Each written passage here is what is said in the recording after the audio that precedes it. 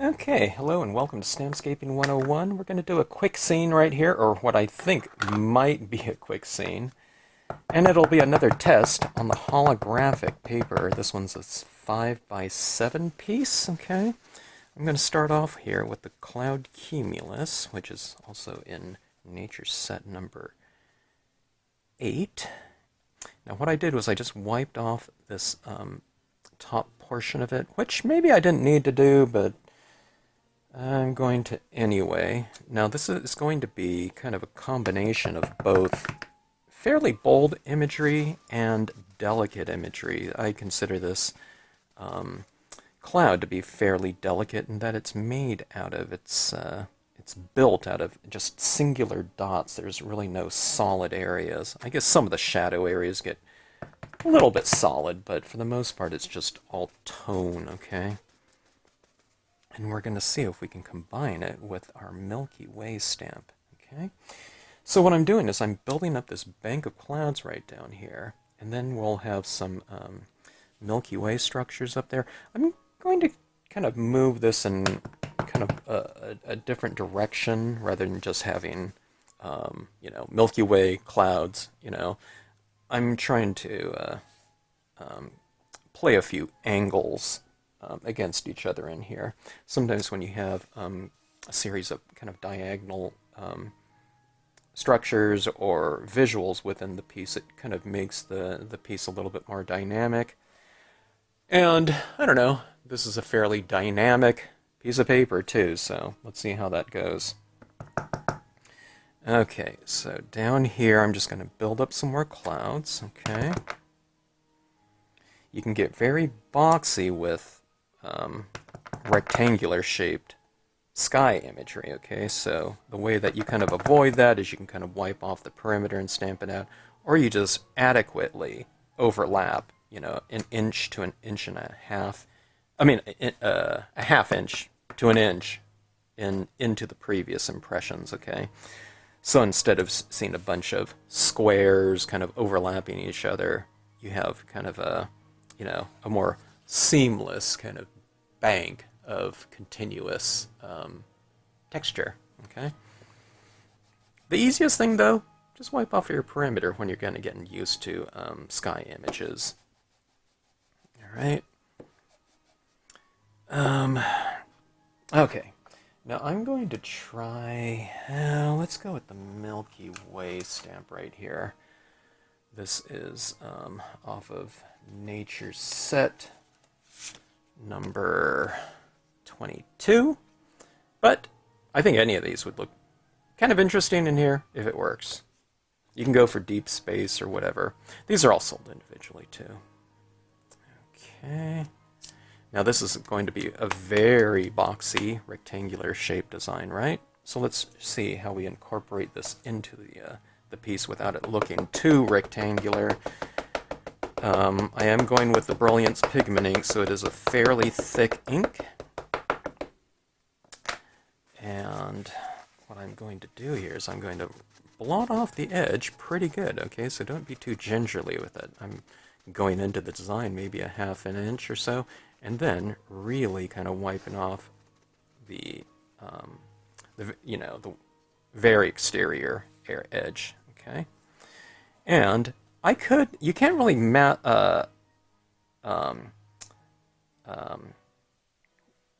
what's the word I'm looking for?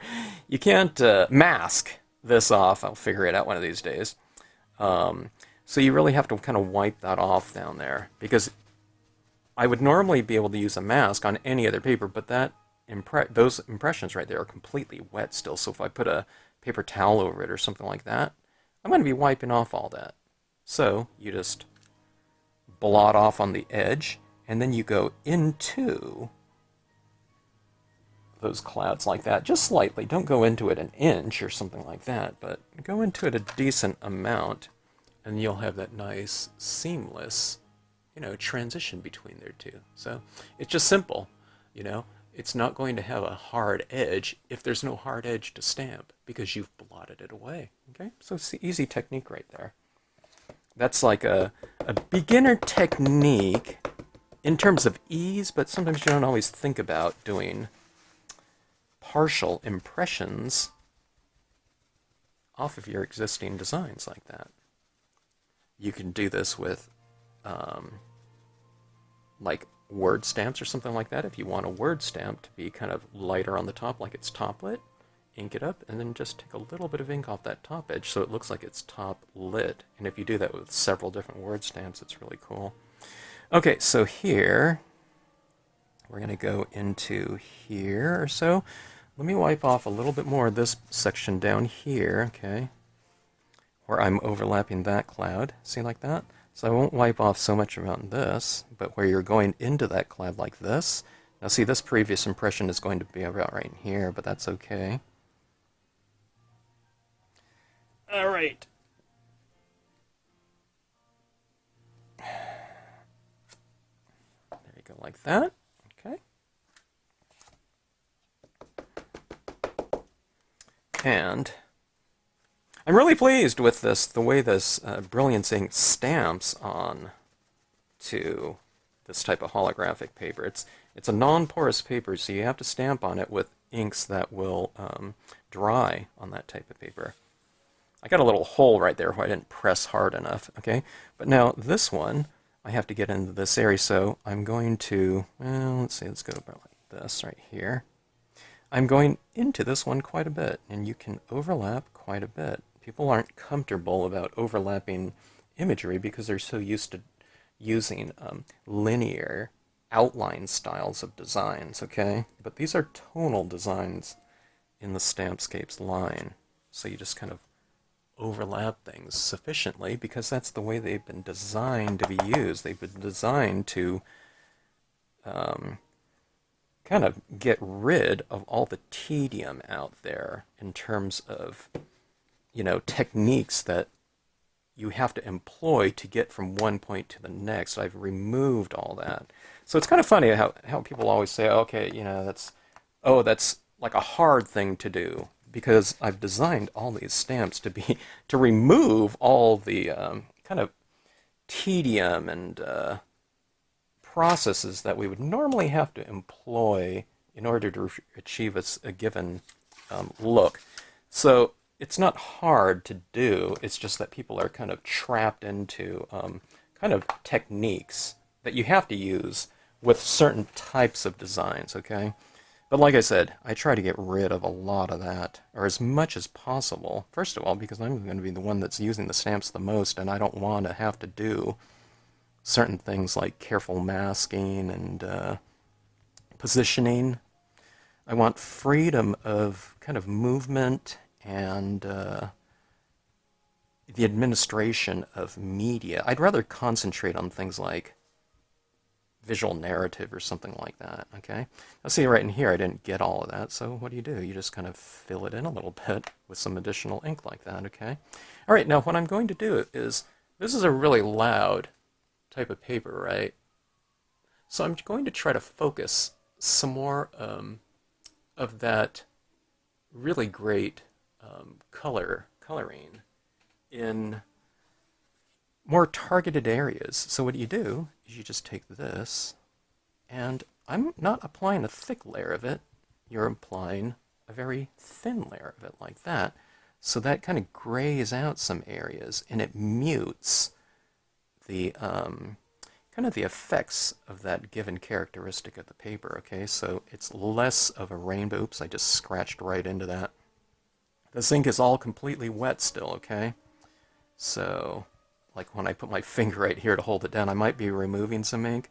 You just have to kind of get, kind of get in the spirit of that. That's going to happen, when you're utilizing this paper, unless you're a lot more careful than I am. I'm reasonably conscious of that, when I'm doing this, but inevitably I am touching certain areas and it is removing some of the ink. So that being said, you can just go over it and tap it in there again, okay? Add the ink back in there.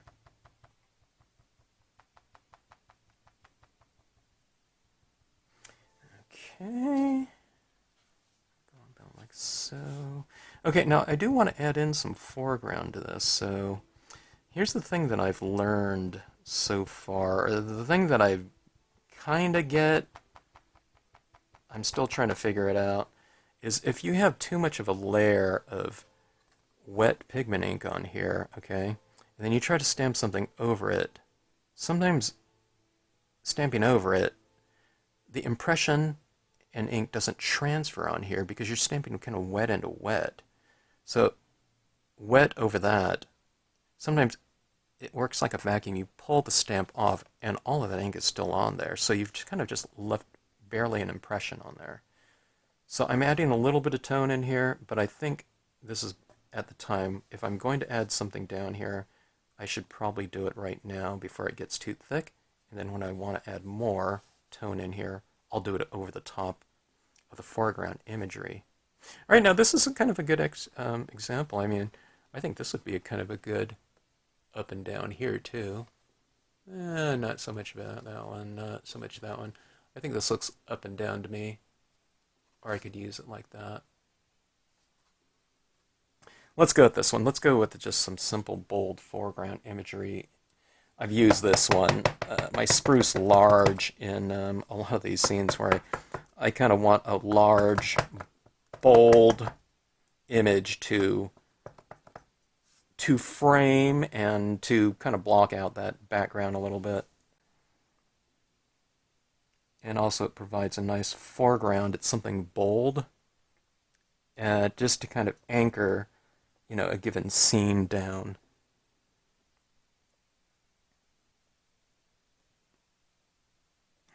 Okay. I'm always kind of, every time I do this, because this is only the third scene I've done on this paper, I'm never certain about how much pressure to put on a stamp, especially when I'm stamping it over the background. And my question to myself is, do I hold this down longer in order for that ink to transfer, or is that just, I don't know, lessening the chance of, a complete transfer? I don't know. Okay, now that's there. I can barely see it there. I don't know. That's kind of ugly, isn't it? It might be better not to have it in there.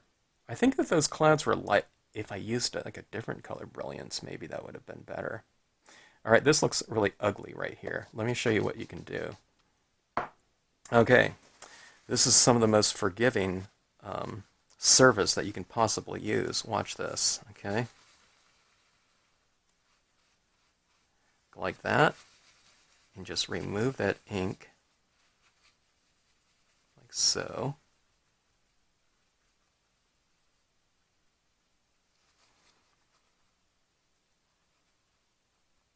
Okay? The thing that makes this surface one of the more, I don't know, kind of particular in terms of how it accepts ink and how ink's dry on there, also makes it the most forgiving. You can't forget about that aspect of it. Take your stamp like this, and just see I'm overlapping into it again. I'm going for another impression. Like that.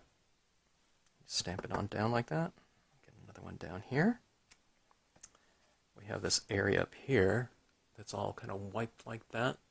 Sometimes you can use kind of a wiping type of technique, probably, you know, to get some motion into the piece. I'm not at that level yet. And then you just kind of add this back in here. All right, so let's go. Let's make it more of a celestial type of scenario here. Okay.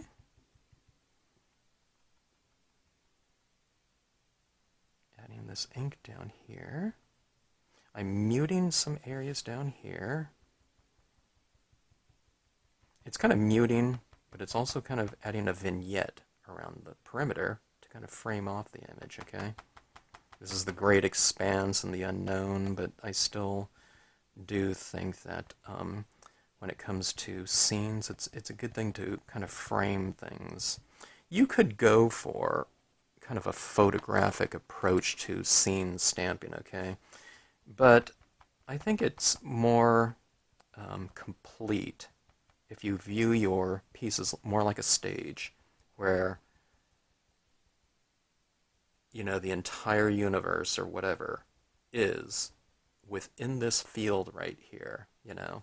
And that's what kind of separates it out from being, you know, something like a part of a greater whole, you know, and just a small piece, to a complete statement, a visual statement, you might say.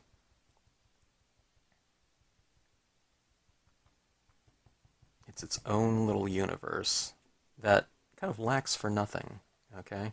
It's total, all right?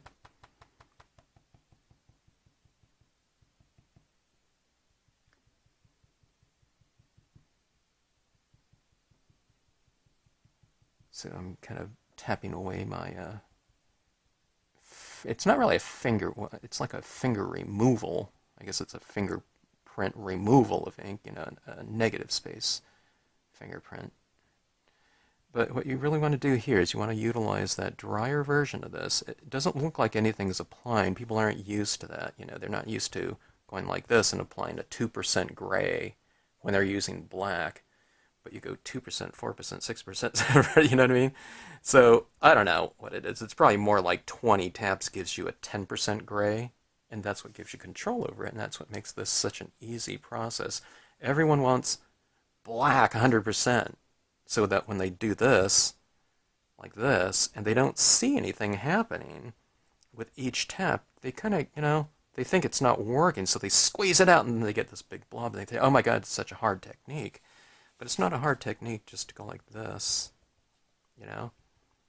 And you just build it up. Imagine you're applying powder or something like that, okay, to a piece, and you're just kind of building it up. Or imagine it's like some kind of powder makeup, like on a child's face that's going out for Halloween, and they're dressing like something. You're kind of powdering, you know, some cold pack cream, I don't know, whatever, onto their face, okay?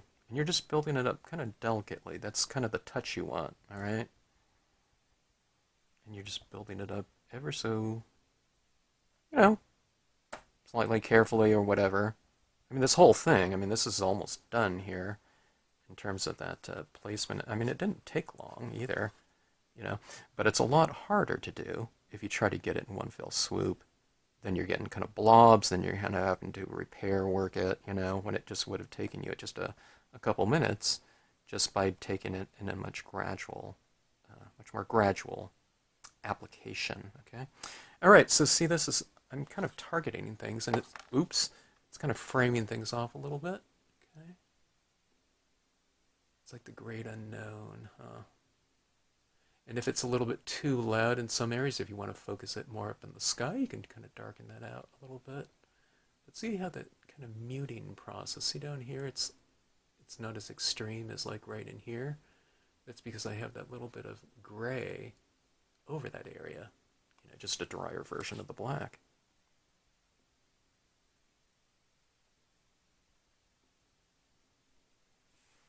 Okay. Okay, I'm back. Quick break there. Taking the kid to piano lessons, or lesson. All right, let's see how this ink has set up in the about 45-minute mean time here. Okay, now I'm touching that ink there, and it's still just coming clean off, so you have to be careful about that. This ink right here, this Brilliance ink, it does dry eventually, but you really got to give it a couple weeks or something like that. You can expedite the process, you know, but my suggestion is in this type of thing right here, I think this is a pretty dynamic surface right here. The foils in general, they are quite the the surface in terms of kind of the attention-getting characteristic. There's so much light that gets reflected off of it that I think these are really worth the time. You can't use them for, you know, kind of a quick card or something like that. You can use the surface, but you're just going to be using like StazOn or something like that, or embossing on top of it. And I think that would be a great look to them. All right. I don't know. I'm taking this into a very. I'm trying to manipulate the surface as the most I can. Okay. Now there's going to be, like I said, much easier and quicker kind of methodology in order to achieve different looks, okay? Like I said, the embossing would be, I think it would look really great on here. And you can emboss in different types of embossing powders, I think. A lot of experimentation to be done. And I don't know, if you do play around with it, please let me know, or I don't know, if you feel inclined. I'd love to know what you're coming up with. StazOn inks, okay? But then you probably wouldn't, you know, if you want it to dry fast, you wouldn't, you know, do this type of toning work on it, okay? You know, see the tone that I've laid down here. It's almost like it's not the feel of adding something like soot on here or something like that, but that's kind of the look of it. You're adding this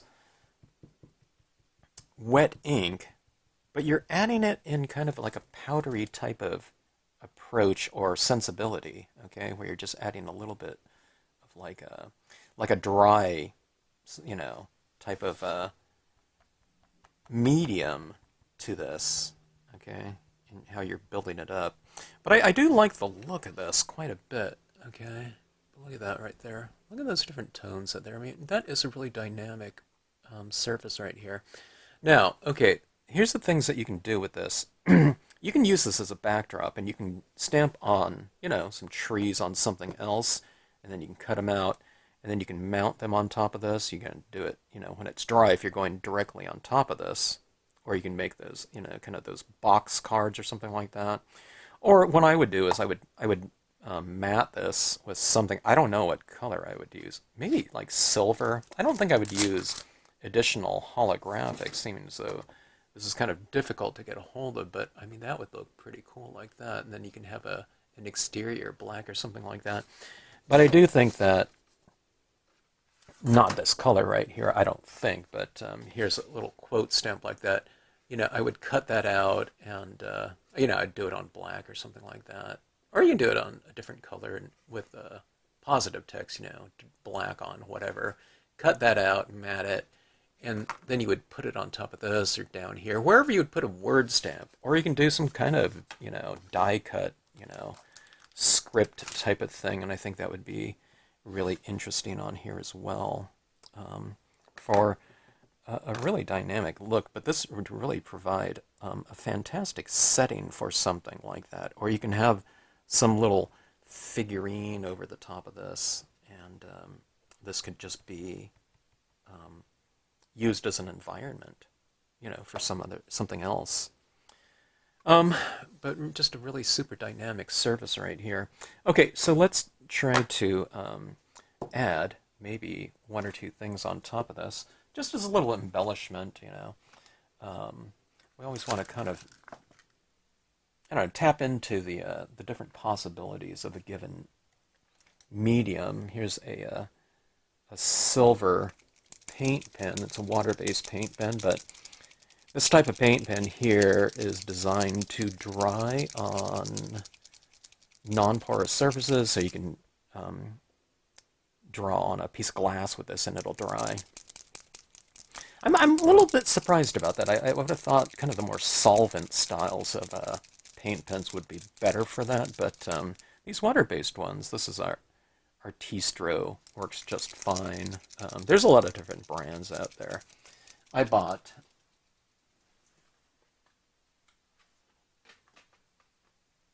this pack right here before someone told me about the Artistro multicolor sets. I don't know, I just never even looked into it. I've been buying the Sharpie small 5-pack set of these types of paint pens, but lo and behold, here is this.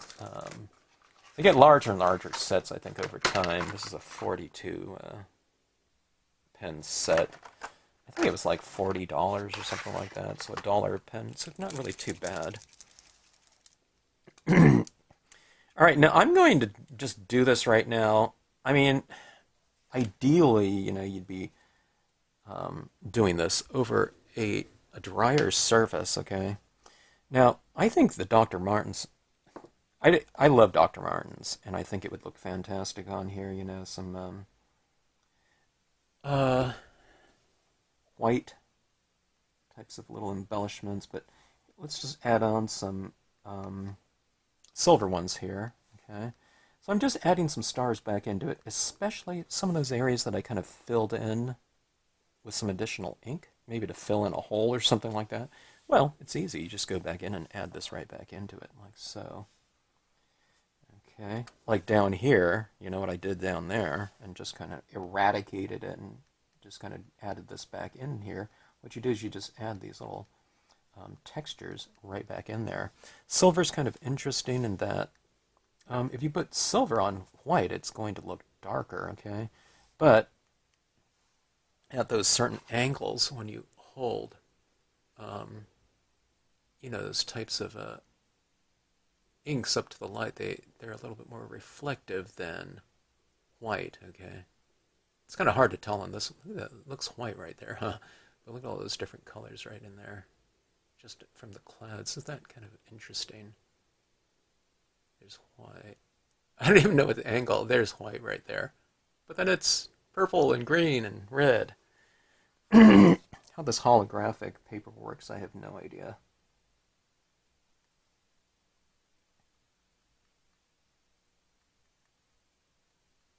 Okay, so adding those little things like that is a lot of fun. Now, what I really feel inclined to do is to add some of these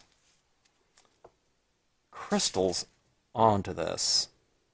But here's my thought. If I add this over the black with some glue, I just have a feeling that ink it's not really fixed onto the paper yet, so if you put some glue over the top of it, I just think this glue is going to be floating over the top of this ink, and this thing might just come right off. All right, but we're going to test it out because I just think this is just such a dynamic possibility. These gems like this, I mean, they're not real big here. Here's the size of them like this. But can you imagine that? Over the top of this already kind of dynamic surface, a few little crystals like that. So let's give it a try. Um, glitters. I don't know about the shimmering spray over the top of this. Would it add to it or would it detract? I don't know. Um, if you try it out, please leave a comment in the comment section so that we can all learn from it. Was it successful? What did you run into in terms of the technique, process, whatever? All right, let's see here if this glue is working here.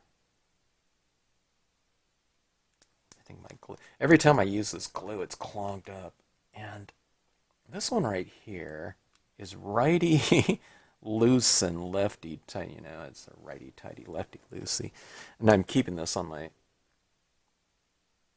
desk here these days because I gotta unclog my glue all the time. This is just it's the only glue that I happen to have on hand, so I don't know, that's why I'm using it. And it's really old, so I don't know. Don't hold it against it too much. Okay, lefty tighty. Okay. Okay, here we go. We're working. I think I'm going to put a decent dollop of glue. This is really super thick too.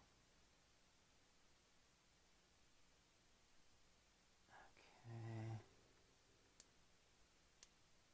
One of the things with stars I always mention to people is to kind of, and that's what these gems in this case will represent, kind of don't space them out, I think, too exactly. You know, everyone wants to do it like perfectly spaced, including myself. So I have to kind of work against it. I think it's a little bit, I don't know, this thing's clogging up on me again. It's like some kind of thick area came out or something, and it just refilled back up or something. It's driving me nuts. I need better glue equipment here. Okay, let me see if that's going to work.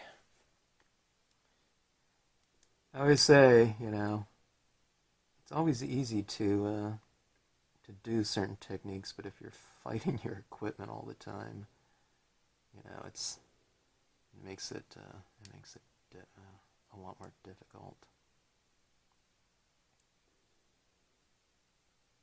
Okay, I'm not fighting it as much here. Sometimes I always wonder if I'm going to be able to find these little dots of glue that I'm putting down, but if I just hold this at an angle, I could see it. I'm probably adding a little bit more of this than I maybe would be ideal. Alright, this is clogging up on me. I think what's happening is there's a real thick glob of glue in there. Maybe I think I just extracted it. Something just came out of there. Yeah. Oh, now it's coming out too much. Got this gigantic ball of glue. I'm fighting my medium. I almost feel like I'm applying a hot melt glue to this. Okay, so I don't know how many beads do I have there. I wasn't counting. Maybe 10 or something like that. And I have just my cheap little, you know, multi-size pack of crystal rhinestones. Couldn't think of the word. Here's my Marvy jewel picker. If the person that recommended this to me sees this video or whatever, I want to thank you for that tip on this. This makes grabbing these little gems so much easier. It's just that this little rubber tip on there. And then you just lay it right down there. I don't know. These things usually come with this little wax pencil. Some people had to mention to it. That feels like it's sticking pretty good, but I hope when this dries, these things just kind of you know, are subject to falling off so easily. Now, I think there's one, two, I don't know how many sizes of crystals there are in here. Some of these, I don't usually use those gigantic ones. This is a half page, you know, like 5x7 card, so just to vary some sizes, maybe I will use a couple of these larger ones here. They're almost too big, though. I kind of prefer the smaller ones, really. Maybe I'll just use the one big one. God, I'm putting my hand in glue here. All right. So see, when I'm looking at this with an angle, I can clearly see where I've applied my glue.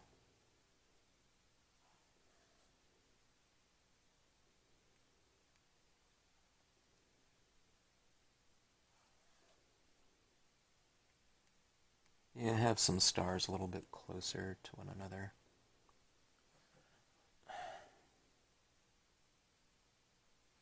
So you have kind of, you know, these little rhinestone crystals themselves have that kind of color spectrum within them. So you're adding it on top of a surface with that same type of quality. I got a big glob of glue there.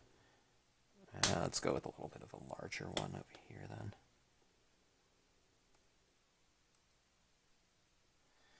Okay, here we go. Kind of tap it down to fix it pretty decently, I think.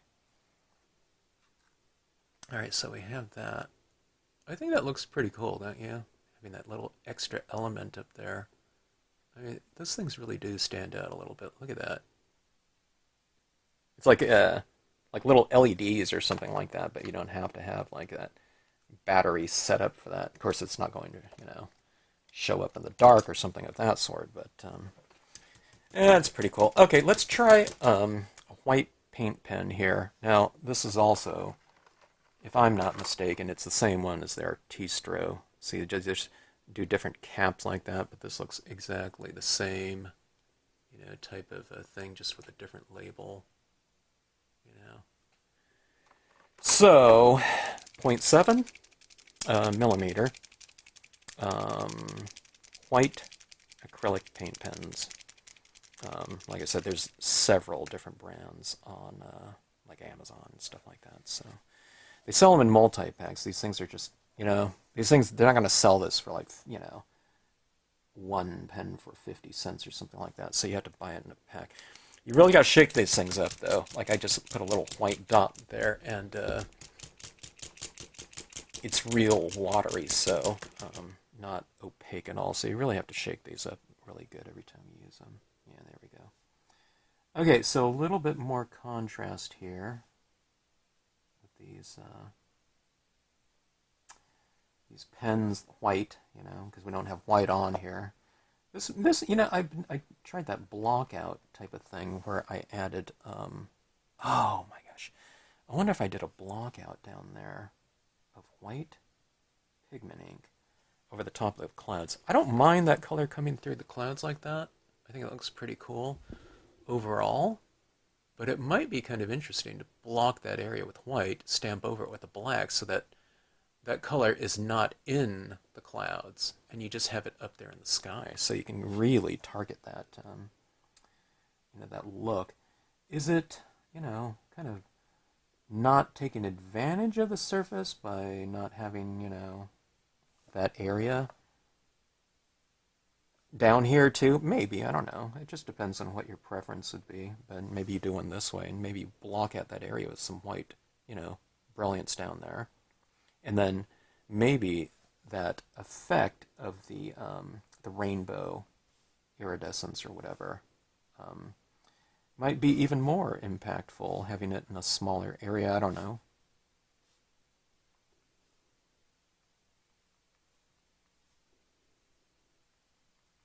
Change your size, have a larger dot sometime.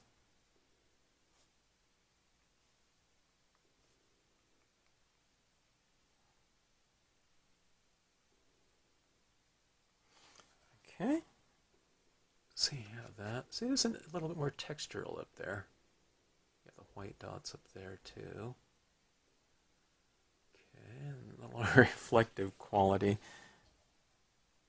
I'm going to put a few little highlights on some of my clouds. Let me see if I can kind of zoom in a touch and you can see what I'm doing. So on the top kind of billowy sections of some of these clouds, I'll put a little highlight like that. A few more highlights in the lighter areas, okay?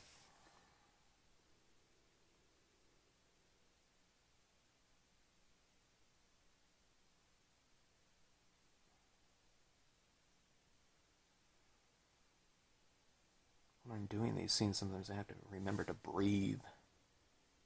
Start holding my breath. Not because it's a precarious thing, but you're just concentrating on what you're doing, or you kind of get lost in it too. Okay, so yeah, I think that looks pretty good. It's interesting. See, those little highlights don't show up at all, right? It's invisible, but on this paper, see that right there? See, there's a bunch of it right in here. You can't see it at all, but then you go like that. Look at that. Nothing, something. Same thing up here. Look at that. Those little stars up in the sky. And look at the crystals too. I don't know, this is just really fun stuff to play around with, because of this type of, I don't know, it's like a mirage or something like that. It just shows up like that. It's just really fun paper to work with. All right, I'm saying that, and we had a hard time kind of tracking some of this down. It's out there. If you know where to get some of it, please leave a note in the comment section right here or whatever. But I don't know, there were some places you run across this holographic vinyl, but the paper stock, I don't know. I don't know if it's still readily available or what. I need to contact Kelly Paper to see if this is still available or not. I didn't get this at Kelly Paper. Someone said the paper cut. Okay, it's probably where I bought my pack of 5x7s because they used to, go to the different conventions and whatnot. All right, so let's take a look at this. From the top down, there's my little crystals and everything like that. But look at those different colors and whatnot. Okay, look at those through the clouds. We'll have to try some block out on the clouds as well. And this would be white down here, and then we'd have the that reflective type of coloration up top there like that. Okay, so anyways, fun stuff. If you have any questions, drop me a note in the comments. I just can't stop looking at this stuff. Look at that. It's all cool colors practically. A little bit of warmth up there, right? And then you do this. Look at those warm tones coming in. It's like a waterfall or something like that, kind of coming across that. So this is kind of this way and this way. And you go vertical. Look at this right here,